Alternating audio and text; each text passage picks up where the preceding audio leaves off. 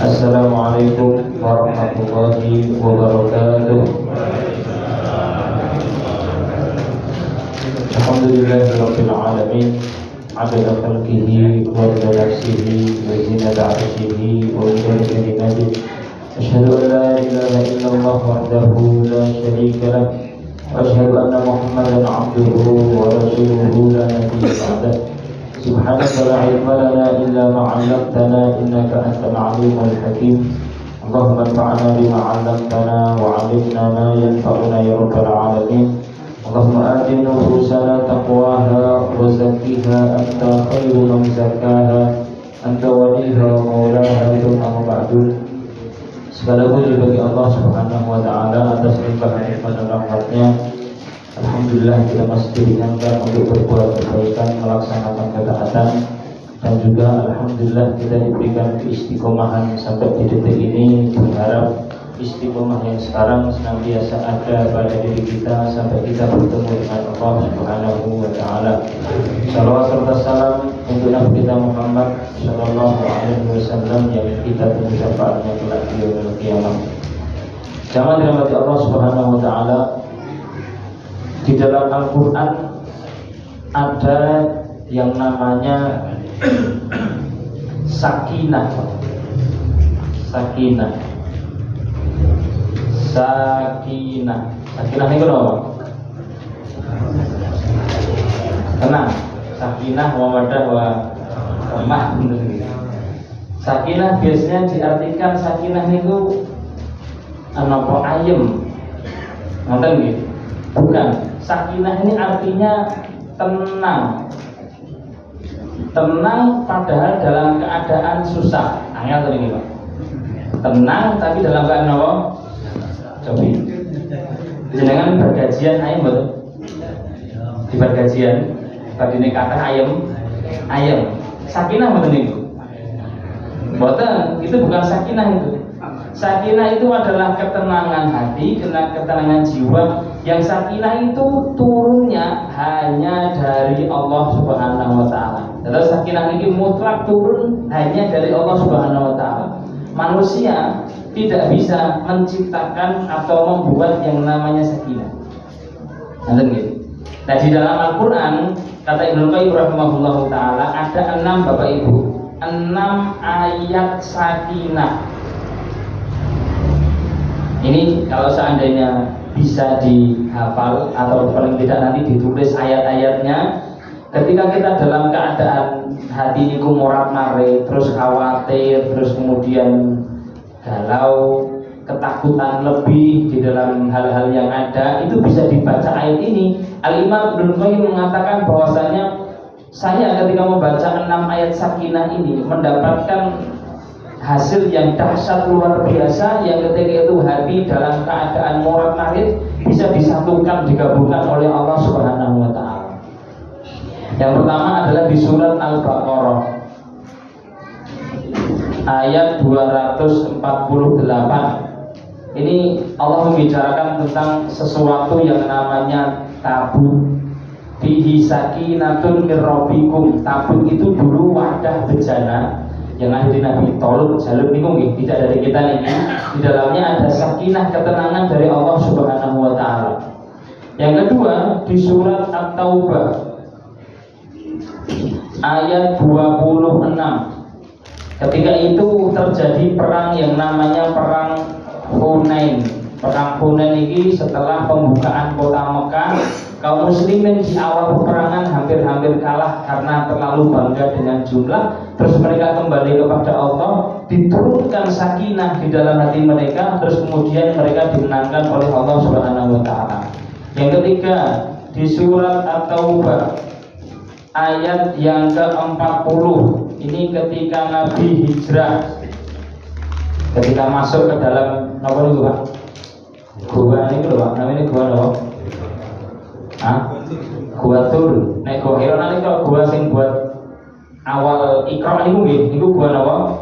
Hira. Tapi ketika hijrah masuk gua ini gua napa? Gua Tur. Ketika bersama saudaranya yaitu adalah Abu Bakrin, idqala li sahibihi la tahzan, ketika mengatakan kepada seorang sahabatnya di At-Taubah ayat 40 ini saya keluar tadi. Maka di dalam bab sahabat niku ulama mengatakan kalau ada orang yang mengingkari dengan kata sahabat namanya Umar nih, Umar bin Khattab nih, nanti kan nih, orang yang mengingkari Umar bukan sahabat Nabi masih oke. Orang yang mengingkari kalau Utsman, nanti nih Utsman bin Zidan Affan itu bukan sahabat Nabi juga, tapi kalau mengingkari Abu Bakar bukan sahabat Nabi, itu berarti dia mengingkari At-Taubah ayat 40 ini. Karena Allah mengatakan ketika dia mengatakan kepada sahabatnya, jangan engkau sedih, la tahzan, innallaha ma'ana, bahwasanya Allah bersama kita, fa'anzalallahu sakinatahu, lalu Allah menurunkan ketenangan sakinah. Ketika perang Hunain, ini perang. Ketika hijrah ini diburu, naik ketahuan selesai niki. Niki lah kedua ini keadaannya susah niki. Keadaannya dalam keadaan khawatir. Nah, tapi dalam keadaan tersebut sahabat Nabi saged niki tenang, sakinah dari Allah Subhanahu wa taala. Yang ketiga, yang keempat. Mana ibu-ibu ini kajian kali ibu-ibu nomor-nomor caket to Pak. Sesuk monggo sane kali bapak-bapak niki husnudzon nggih. Sekali denger langsung langsung bablas. Ada mereka ngoten nggih, betul betul bablas ngoten nggih. Baik, nggih, paling tidak nanti bisa dilihat ngoten nggih kembali. Yang keempat adalah di surat, ada surat namanya surat Al-Fatah di dalam Al-Quran. Yang pertama di ayat keempat, ini ketika pembukaan kota Mekah, istilah namanya apa? Fathu Makkah. Terus kemudian yang kelima di surat Al-Fatah ayat yang ke-16, ini ketika Baiat Ridwan. Di dalam sejarah Islam ada baiat namanya Baiat Ridwan. Jadi dulu di luar kota Mekah ada pohon dinamakan pohon Ridwan. Ketika Nabi ingin umroh, Nabi mengutus sahabat Utsman supaya ngecek dulu di dalamnya bagaimana. Nah ternyata Utsman itu tidak balik-balik, tidak kunjung kembali ke Nabi. Dikhawatirkan Utsman dibunuh oleh penduduk kota Mekah.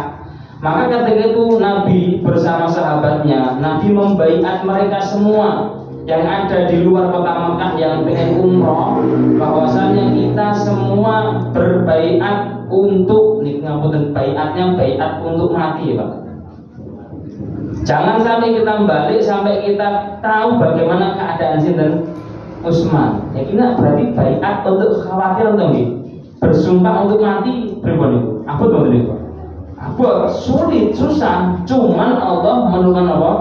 Ketenangan. Fa'alima ma fi qulubihim fa'anzala sakinata 'alaihim id yubayyi'unaka tahta syajarah wa Muhammad. Ketika sahabatmu berbaiat kepadamu di bawah pohon, Allah mengetahui isi hati mereka, tulus ikhlas. Lalu Allah menurunkan sakinah, ketenangan untuk mereka. Yang kemudian yang keenam adalah juga di surat Al-Fatah ayat yang ke-26, sama ini juga ketika pembukaan kota Manggala. 6 ayat ini di dalam Al-Quran namanya 6 ayat sakinah. Nanti dalam keadaan tertentu misalnya sulit dan seterusnya bisa kita baca supaya datangkan ketenangan. Terlebih nih, oke. Susahnya kita, susahnya diri ini mentok-mentok bab nopo. Susahnya diri ini loh, bab nopo mentok-mentok ini. Bab dunia tuh Pak. Gitu Pak. Susahnya kan susah tidak punya atau belum kesampaian, ngomongin. Nopo kelangan ini tidak ini gitu. Tidak punya, dereng kesampaian target dunia ini, nopo kelangan dunia ini 3 nih gitu. Dan ini 5 nih. Selain ayat pertama nih, ayat yang kedua sampai ke-6, ini sahabat itu susahnya babnya bab akhirat. Susahnya babnya bab nyawa bersama Nabi Shallallahu Alaihi Wasallam. Itu saja bisa Allah turunkan sakinah. Nah apalagi kita yang babnya dunia lebih mudah bagi Allah untuk menurunkan yang namanya sakinah, yaitu adalah ketenangan di dalam diri kita. Dibaca ayat ini kata Imam Ibnu Qayyim itu bisa membukakan hati di dalam ketenangan. Beliau menukilkan dari guru beliau namanya Syekhul Islam Ibnu Taimiyah. Kebetulan Ibnu Taimiyah ini keadaan kehidupannya pindah dari keterasingan ke keterasingan.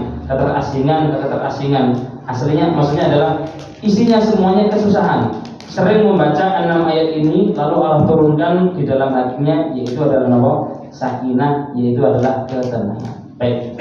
Bismillahirrahmanirrahim. Kita lanjutkan dan saya akan loncat sedikit ini di bab yang kita bahas. Sebelumnya kita bahas mengenai terakhir itu tentang rawatib, sholat qobliyah ba'diyah, setelahnya tentang sholat duha. Agak kita undurkan. Sekarang kita bahas terlebih dahulu. Beliau nanti di bab zakat menyampaikan tentang bab keutamaan, babu fadli, bab tentang keutamaan menanam dan juga az-zar'i, yaitu adalah memiliki apa nih Pak? Sawah itu loh berarti Pak. Kebun ngoten nggih. Nah, kalau menanam ini menanam satu inggalkan sendiri. Memilikilah bercocok tanam ngoten nggih. Bercocok tanam. Oke. Terus menanam dan juga bercocok tanam niku ada keutamaannya. Itulah kita lihat kadose mayoritasnya niki napa? Tani ngoten nggih. Niku enten keutamaannya mboten niku? Ada, di dalam Islam itu ada. Dan beliau di kitab ini menyampaikan bab tentang keutamaan menanam dan juga bercocok tanam. Katakan ini adalah tani. Dan nanti ketika dia menanam dan bercocok tanam, yang dimakan itu pahalanya adalah pahala apa? Sedekah. Otomatis nek adirit tanam, tani, nanam napa niku? Padi. Niku enten mau untuk manuk mencol wonten. Makan 1 2 3 napa tikus, napa lah niku. Napa menungso ya. Mungkin niku otomatis dapat pahala napa niki? Sedekah. Oke, coba. Sebentar. Ketika beliau mengatakan bab tentang keutamaan menanam dan juga bercocok tanam, ini kira berarti mengarah ke kira-kira pekerjaan apa? Pekerjaan yang paling mulia. Yang tadi ini dibahas oleh para ulama. Pekerjaan artinya adalah cara mencari harta yang dihalalkan. Yang paling mulia itu apa? Satu, ada 3 pendapat. Ada yang mengatakan pekerjaan yang paling mulia itu adalah berdagang. Berdagang ini tijarah gitu. Tijarah itu adalah berarti ada kulaan terus kemudian menjual kembali, tidak membuat. Ini Allah sampaikan di dalam Al-Quran bab-bab dagang yang tadi di surat An-Nur ayat 32. Cuma ini memang orang yang khusus di surat An-Nur ayat 32 Allah menyampaikan ada mereka itu rijal, para laki-laki yang kalau sudah berdagang itu tidak lupa 3 hal. La tulhihim tijaratun, dalam berdagangnya dia tidak lupa 1 zikir, an dzikrillah, yang kedua sholat, yang ketiga zakat. La tulhihim tijaratun an dzikrillah wa iqamis sholah wa ita'iz zakat. Dia di dalam berdagangnya ketika tidak lupa zikir kepada Allah, ingat Allah, terus kemudian waya sholat, ketika ada harta lebih maka dizakatkan. Dan ini termasuk pekerjaan yang mulia. Maka mengatakan yang paling utama adalah dagang, takulan gitu. Ada yang mengatakan yang kedua tidak berdagang, tapi sina'ah ini kalau produksi itu maksudnya pabrik, maksudnya dari tidak ada terus dia membuat sesuatu jadi ada pabrik sendal, nopo sarung, nopo ini betul pulaan gitu. Memang membuat yang seperti ini dikatakan yang ada yang mengatakan ini lebih mulia. Kenapa? Karena di dalam hadis riwayat Bukhari dan juga Muslim, hadisnya Al-Miqdam Ibni Mahdi Karib, produksi ini pekerjaan seorang nabi yang mulia. Habis itu Nabi Daud alaihissalam. Nabi mengatakan ma'akala ibnu Adam, tidaklah ada anak Adam memakan makanan yang lebih mulia dari hasil tangannya sendiri. Dan Nabi Daud, wa kana nabiyullahi Daud ya'kulu min amaliyatihi. Nabi Daud ini makan yang dia makan dari hasil produksinya sendiri. Karena Allah mengatakan Nabi Daud ini beliau dulu dilunakkan alanna lahul hadid, besi bagi Nabi Daud niku napa? Lunak. Terus besi niku di depan Nabi Daud menjadi seperti adonan roti, Pak. Kalau kita kan besi dadak dipanas kerian nggih, terus dibentuk, terus dipukul ngoten niku. Nabi Daud membuat baju perang, terus membuat tameng perang dengan besi niku seperti ngadoni napa niku roti. Setiap hari bisa menghasilkan, dikatakan di riwayat adalah 4.000 dinar. Dan ini beliau bagi sepertiga untuk diri, sepertiga untuk fakir miskin, sepertiga untuk keluarganya. Jadi ada sedekahnya. Uniknya, barangkali sampaikan, Nabi Daud itu lah raja, Pak. Raja gitu. Raja itu tidak kerja, betul. Aku dulu rasa kerja, Pak. Dia nggak usah kerja, tetap angsal apa itu. Upeti dan terusnya. Tapi Nabi Daud termasuk nabi yang sedikit pun tidak pernah mengambil dari jabatannya, tidak pernah mengambil upah dari jabatannya seorang raja. Justru beliau milih untuk produksi sendiri, membuat besi niku, baju perang, terus kemudian makan, yang dia makan adalah hasil dari keringatnya sendiri. Maka dikatakan produksi yang lebih mulia di belakang. Pendapat yang ketiga, yang lebih mulia adalah bertani. Kita akan ngomong ya, bertani, ziraah, cocok tanam. Kenapa kok bertani lebih mulia? Nah, ini kita masuk ke hadisnya. Karena Nabi SAW mengatakan di hadis riwayat Bukhari dan juga Muslim, hadisnya sahabat Anas bin Malik. Nonton saya. Dikatakan bahwasanya bertani ini lebih mulia. Sebelum kita masuk ke hadis, karena biasanya para petani niku lebih besar yang namanya tawakal. Terus betul, tani tawakalnya gede banget. Gede. Kali bakul gede banget. Iya, sing bakul ngomong gede bakul gitu, Pak. Sing tani gede tani, sing produksi gede, sing produksi gitu. Ya mungkin dahulu nih. Dahulu dikatakan bahwasanya petani yang belum mengandalkan alat-alat modern iki wis nonton iki sak entene nek wayahe udan ya wis alhamdulillah ngoten Pak, nek panas ya alhamdulillah ya itu mulai gitu Pak. Semuanya hanya bisa mengucapkan apa? Alhamdulillah. Panen wis alhamdulillah, adalah gagal panen nggih. Alhamdulillah. Betul padang lagi. Lagi kata dikatakan ini bukan pertanyaan saya, berkata para ulama. Dan Al-Imam An-Nawawi rahimahullah ta'ala mengatakan bahwasanya dari ketiga pekerjaan yang mulia semua ini, yang paling mulia adalah bertani, bercocok tanam. Itu pekerjaan yang paling mulia kata Imam An-Nawawi, karena besar tawakalnya kepada Allah Subhanahu wa ta'ala. Maka nih pedagang ampun cilik tawakalnya gitu Pak, produsen dia ampun apa itu sedikit tawakalnya kepada Allah SWT. Oke, kenapa ulama mengatakan bahwasanya bertani ini termasuk pekerjaan yang paling mulia dari ketiga yang ada? Kita masuk ke bab tentang keutamaan menanam dan juga bercocok tanam atau tani.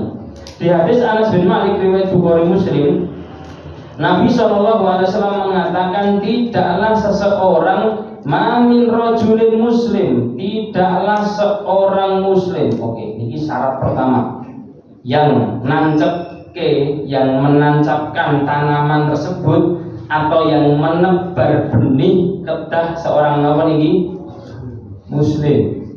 Kalau dia tidak seorang muslim maka tidak masuk ke hadis ini. Nanti setelahnya akan ada banyak keutamaan bertanam dan juga menebar benih. Dan kalau kita seorang muslim ini kesyukuran yang luar biasa. Nah, karena mendapatkan pahala niki Nabi di sini mensyaratkan yang pertama min rajulin muslim, harus seorang muslim. Keluar dari muslim niki adalah non muslim. Ya non muslim bisa saja ketika dia bercocok tanam, payah panen adalah koin, badi, ya badi ngoten mawon nggih. Cuma nggak dapat pahala. Tapi kalau muslim ketika dia panen adalah ya badi plus apa? Plus pahala dari Allah Subhanahu wa taala. Kata Nabi sallallahu alaihi wasallam, "Ma min rajulin muslimin," tidaklah ada seorang muslim apa yang dia lakukan, yaghrisu ghursan, dia menanam. Menanam niki bukan di sawah nggih. Menanam niki nancep napa niku? Tanaman satu buah, dua buah niki tegese menanam niki adalah di pohon yang berbuah yang mendatangkan manfaat di kemudian hari. Terus niku motivasinya adalah supaya kalau ajeng napa niku menanam tanaman niku mbok ya sing di kemudian hari enten apa manfaate. Bangin nandur pohon napa sing mboten buahe napa bedane Pak? Ya beringin ya napa mbok ya nandur tawak napa pelem napa wengking sing enak-enak ngoten lho Pak. Yang di kemudian hari orang bisa mendapatkan apa manfaatnya. Itu di Islam diarahkan Nabi demikian. Tidaklah seorang muslim itu menanam, yaitu adalah buah, au yazra'u zar'an, atau dia bertani, bercocok tanam. Berarti ini di ladang. Bercocok tanam ini arahannya adalah di ladang. Kemudian setelah dia menanam atau bercocok tanam, kebetulan fa'ukila minhu thairun, dimakan oleh siapa? Satu, burung. Berarti dari buahnya itu pelemi misalnya dipangan apa? Codot, gitu. Codot tenan iki lho Pak nggih, mboten codot. Codot tanam nggih.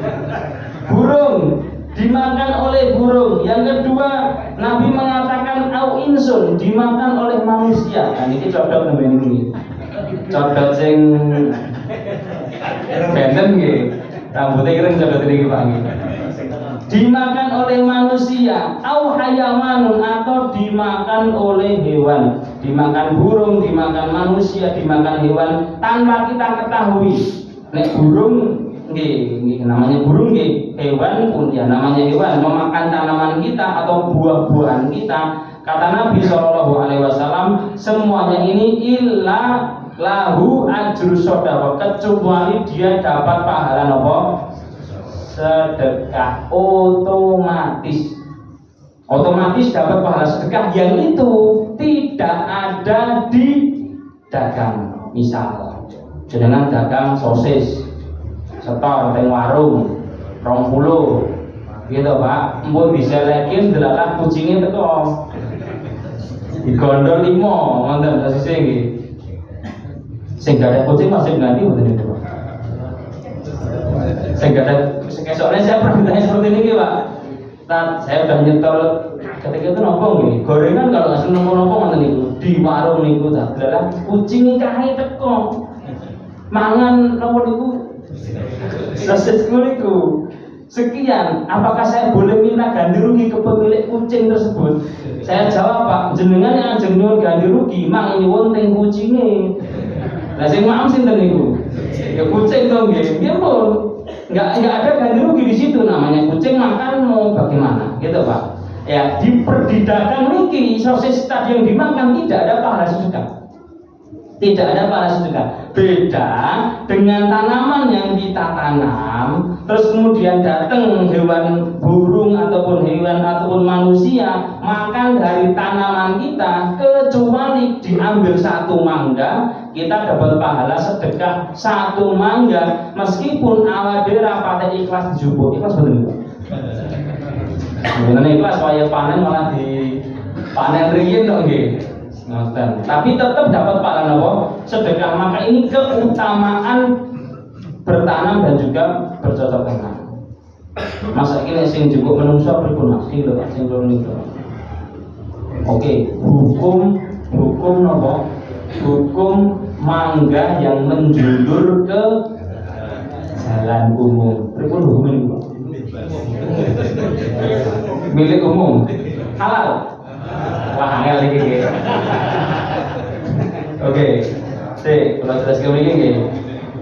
Yang menjulur tanaman belum seperti itu, tanaman di tanah orang mawon. Atau ketika ada orang misalnya Pak, dia nandur palem mangga di tanah milik orang, bukan tanah dia. Sampai gede berbuah. Niku peleme ngene sing duwe lemah napa ngene sing nandur?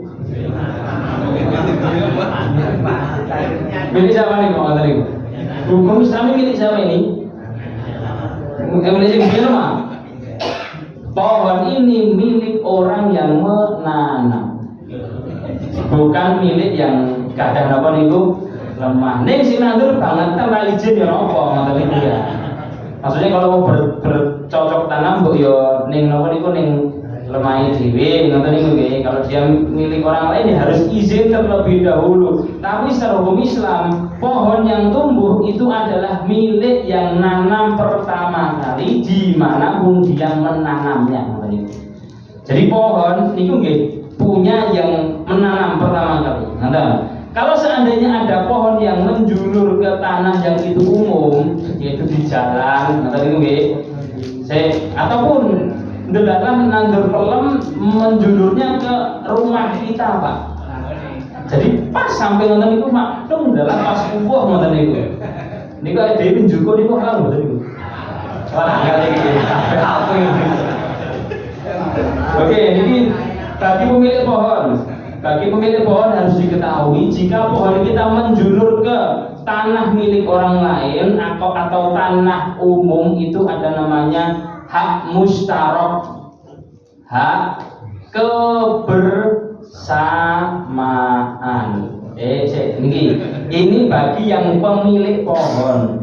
Bagi yang memiliki pohon, kalau pohon kita menjulur ke jalan umum atau tanah milik orang lain, maka ada hak kebersamaan. Artinya kalau diambil kita harus nopo mengikhlaskan.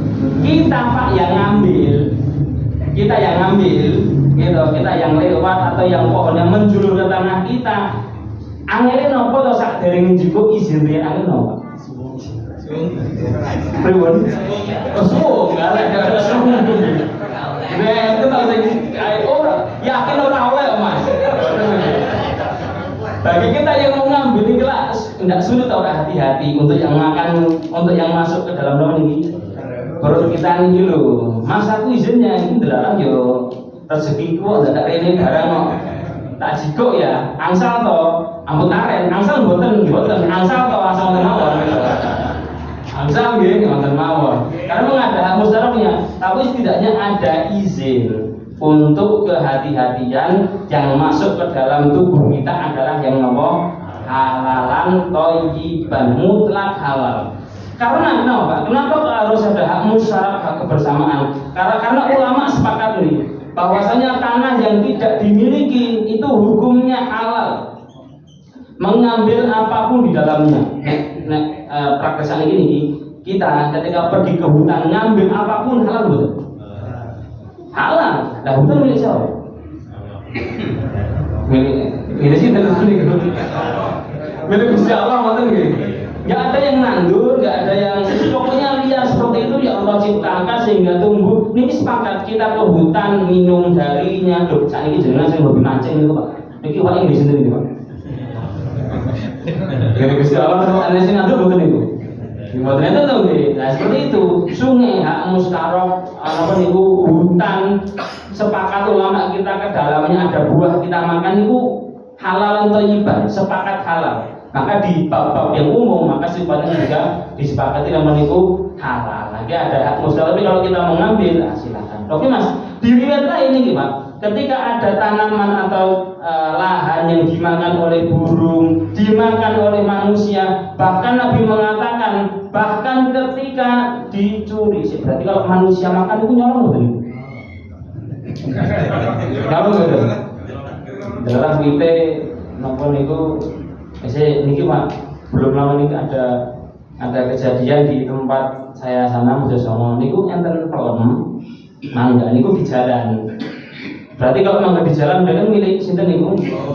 Umum. Milik umum berarti kita boleh memanfaatkan bukan? Boleh memanfaatkan niku mendet sebiji 2 biji. Niki mboten. Mboten Pak. Pak ini ngundang penebas. Cucuk ditebas niku sekian pohon niku ditebas to. Niki lak milik umum Pak. Nggih milik umum niku jenengan mendet setunggal kali mboten napa-napa niki ditebas. Niku jenenge nyolong niku nggih.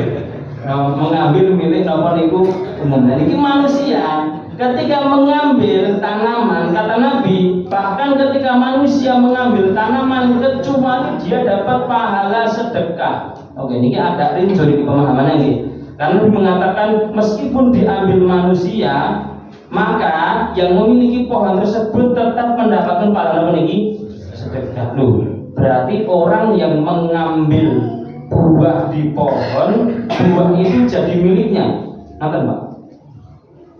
Betul. Tiba-tiba datang manusia ke pengarangan kita, ngambil buah-buah kita, berarti nyolong itu, nyolong ya. Nah ini milik dia betul niku. Milik si pencuri betul niku Pak. Tidak, nyolong ya nyolong. Kita tetap dapat pahala sedekah. Maka ini keutamaan bercocok tanam dan juga menanam niki. Tapi itu buah tidak akan pernah menjadi miliknya selamanya. Kitanya dapat pahala sedekah, tapi yang dia makan tetap barang haram. Namun di riwayat Muslim ada yang unik nih. Di riwayat Imam Muslim, saya ulangi hadisnya, Nabi mengatakan tidak ada seorang muslim menanam pohon yang berbuah atau dia bercocok tanam dengan memiliki ladang isinya adalah tanaman, terus kemudian dimakan burung, dimakan manusia, dimakan hewan, kecuali adalah sedekah untuknya. Di riwayat Muslim Nabi menambahi sedekah sampai hari kiamat, kecuali menjadi sedekah sampai kapan ini? Hari kiamat. Oke. Berarti di sini ada sisi pahala jariyah. Ternyata di dalam menanam dan bercocok tanam ini ada pahala jariyah. Oke. Jariyah itu apa Pak? Jariyah ini Pak. Jariyah ini. Jariyah itu kalau kita yang populer ya, di dalam riwayat Bukhari, di dalam riwayat Muslim, hadis Abu Hurairah, yang Nabi menyampaikan kalau seandainya manusia itu meninggal, maka terputus amalannya kecuali pinten? 3. Yang pertama apa? Sedekah, sedekahun jariyah. Terus yang kedua, ilmu yang bermanfaat. Yang ketiga adalah anak soleh yang mendoakan. Sedekah jariyah ini, sedekah jariyah ini apa? Sedekah jariyah ini adalah wakaf. Sedekah jariyah ini apa? Wakaf, bukan sekedar sedekah, tapi lebih ke wakaf, karena sedekah itu benteng nih dari apa? Wakaf. Sedekah, begini Pak, lebih jelas perbedaannya karena akad-akad di dalam Islam itu nanti mempengaruhi hukum setelahnya. Di dalam bab sedekah, niki wakaf niki. Dalam bab sedekah kita boleh sedekah apa saja. Sedekah tegan ini asal angsal tiangan ya, mulai pengajian tegan mulai angsal. Wakaf tegan asal betul. Wakaf tegan asal betul niki. Angsal, bukan angsal. Kenapa? Saya ucapkan ini bahwasanya sedekah kita boleh sedekah apa saja. Tapi kalau wakaf itu harus yang tidak hilang dengan dimanfaatkan. Jadi senantiasa ada, dimanfaatkan dia masih ada, tidak habis. Dan ini ditekan, dimanfaatkan terus betul ini. Itu asli unjuk. Maka untuk sedekah boleh apa saja, tapi kalau wakaf itu terbatas, hanya yang ada saja, yang kemudian kalau dimanfaatkan tidak hilang. Wakaf uang. Sedekah uang angsal mboten? Angsal, sepakat nggih. Wakaf uang angsal mboten? Mboten.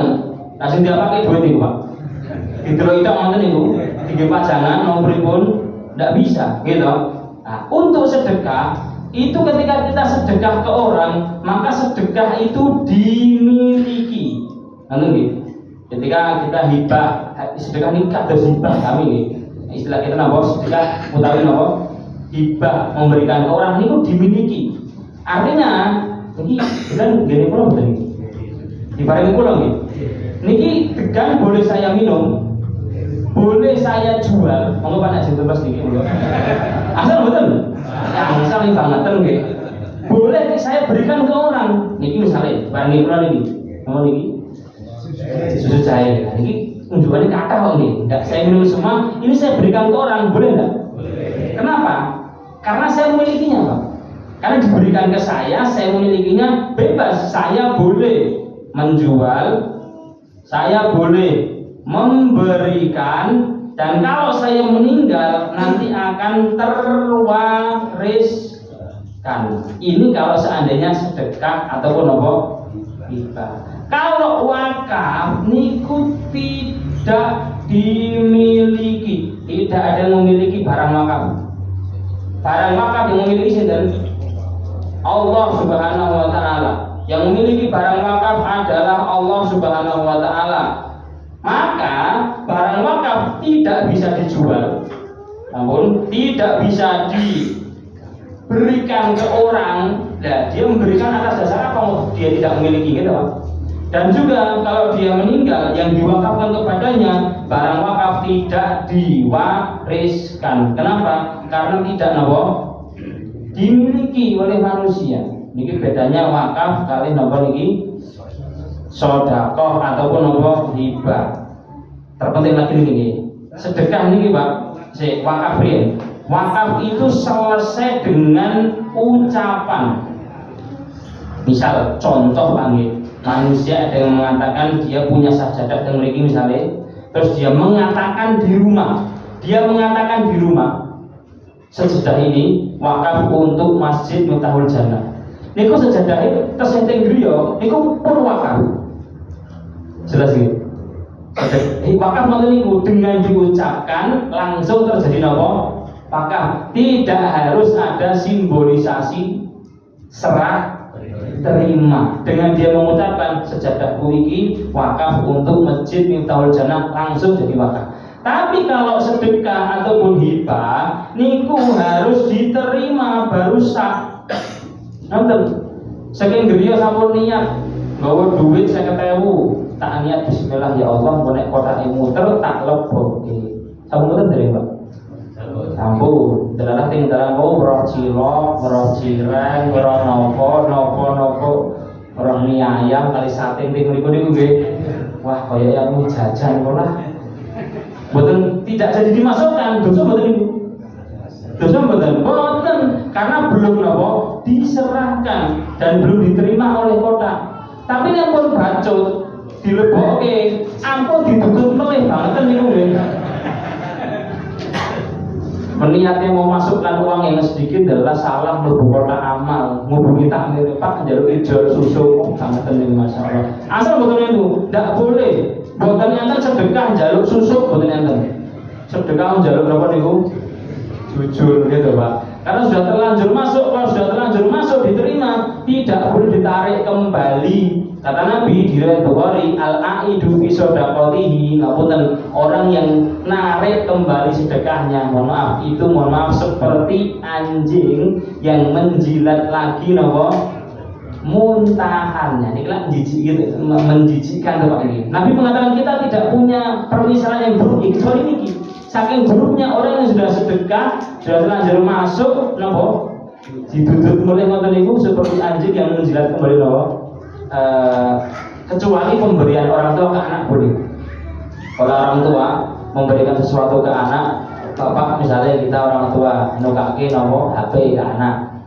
Dalam di kemudian hari HP ini malah misalnya merusak anak tidak belajar malah nopo. Kita yang menjual, angsal betul Pak. Ini hukum belum ya? Angsal betul ini. Boleh. kita membelikan motor untuk anak. Dalam malah digawe balapan genopo kecelakaan, terus kita sendiri yang menjual motor tersebut angsal betul? Angsal, dengan catatan yang membelikan motor itu kita. Anak kalau beli HP dari ngumpul ke duit fitrah ketika nomor itu lebaran itu Pak, kita boleh nggak jual itu Pak? Nggak boleh. Uang fitrah anak milik sinten? Milik anak. Maka dititip ke ibu jadi milik sinten Bu? Dititip ke ibu milik sinten? Ya milik anak. Ibu kan nomor niku dititipi, nek ibu jenengan Bu, ya ibu tak nggih belanja ya. Ibu niku ngutang mboten anak ibu. Ngutang masih bisa utang mboten ibu? Wajib yang diganti. Kalau anak punya harta yang dia beli dengan dirinya sendiri, maka orang tua itu kalau menjual wajib izin dan itu milik anak. Kita wajib nopo mendampingi. Ini bedanya harta sedekah kali harta nopo niki wakaf. Yang demikian. Jadi pembahasannya adalah sedekah jariah, terus ilmu yang bermanfaat, terus kemudian anak yang soleh. Al-Imam Ibnu Arabi menambahi Pak, ternyata pahala jariah tidak hanya 3 ini saja, bahkan ada 6. Yang keempat adalah niki menanam kata Imam Ibnu Arabi. Yang kelima adalah dia itu memiliki lahan. Kemudian yang keenam adalah ribat, yaitu adalah berjaga-jaga di perbatasan. Kenapa? Karena menanam dan juga memiliki lahan ini manfaatnya senantiasa ada selama pohon dan lahannya ada. Dan juga berjaga-jaga ribat ini selama dia menghadirkan keamanan di tempat tersebut dan amannya langgeng senantiasa ada, maka pahala dia juga mengalir untuk dia selama amannya masih ada. Sehingga menanam dan juga memiliki lahan untuk bercocok tanam dan juga berjaga-jaga niki termasuk pahala napa niki jariah sampai hari kiamat, insya Allah masih mengalir untuk kita. Niki maksudnya arahannya adalah kita yang sudah sering nandur niku nggih, yang punya sawah bercocok tanam, ampun yang diniati golek napa? Golek duit, nyari untung ataupun dan seterusnya, ada sisi pahalanya di sisi Allah Subhanahu wa ta'ala. Terakhir, dan ini kita dibahas wakaf Bang. Ini juga kita ingin menyampaikan mewakili pondok ini Bang. Ibnu Umar menyampaikan bahwasanya pondok memiliki program wakaf, sedang membebaskan tanah di depan pondok. Kita ulangi lagi Bang, tanah itu yang diwakafkan tidak milik pondok, tidak milik saya, tidak milik Ustaz Hendro, tapi milik sinten? Milik Allah Subhanahu wa ta'ala. Loh Mas, ngomong wakaf yang jatuh angsal, betul-betul ini Pak, bukan jualan. Ini kita sedang berlomba-lomba untuk beramal nopo soleh untuk akhirat jariah kita. Nah, karena ada tempat depan tanah itu kurang lebih 15 meter sudah digunakan santri lama, sudah dimanfaatkan, milik yang pewakif pondok juga. Terus menginginkan untuk dibeli seperti itu, maka pondok bismillah nanti dibuka donasi untuk wakaf pondok amal jariah yang insya Allah nanti berguna untuk santri dan juga umat Islam secara keseluruhan. Demikian, semoga bermanfaat. Barakallahu fikum. Assalamualaikum warahmatullahi wabarakatuh.